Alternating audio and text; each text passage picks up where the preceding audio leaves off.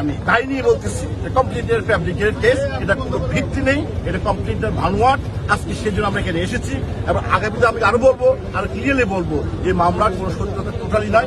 এটা জাস্ট এটা মানে এটা ভানুয়াট মামলা। একটা বরণীয় সাংবাদিক শফিক রেহমান 90 years old, এই লোকটাকে আমার সাথে জড়াইছে।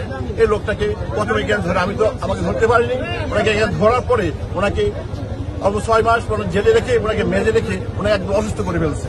উনি লন্ডন গিয়া মোটামুটি জানে বেশ বুঝতে পারেন ওনার মতো লোক উনি পিঁপড়াকে মারে নাই।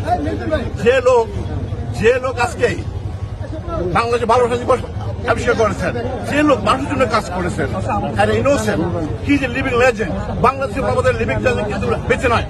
ওনার আমাদের লোককে হয়রানি করেছেন, মাহমুদুর রহমানকে হয়রানি করেছেন, আরো দুজন আছে আমাদের সাথে কমপ্লিটলি ভুয়া।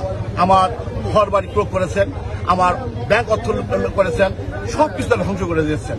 এটা আজকে আমি ধন্যবাদ জানাচ্ছি। ছাত্ররা নেমেছে মাঠে, ওদেরকে আমি স্যালিউট জানাই। আজকে ছাত্র জনতার যে একটা বিস্ফোরণ ঘটে আজকে এই ফ্যাসিলিটিকে বাংলাদেশ থেকে বিতাড়িত করেছে, এর জন্য মহান আল্লাহর কাছে আমি সত্যি আদায় করছি। আর আমার যে বক্তব্যটুকু যে আপনারা দেশবাসীর কাছে বুঝে দেবেন যে এটা প্রহসনের একটা মামলা ছিল, যে মামলা কোনো ভিত্তি নাই, এভাবে করে করে কিন্তু প্রত্যেকটা মানুষকে এই নাটকীয় মামলা সাজা মানুষকে ঘর বাড়ি থেকে করেছে। সুতরাং আমি দীক্ষাটা জানাচ্ছি।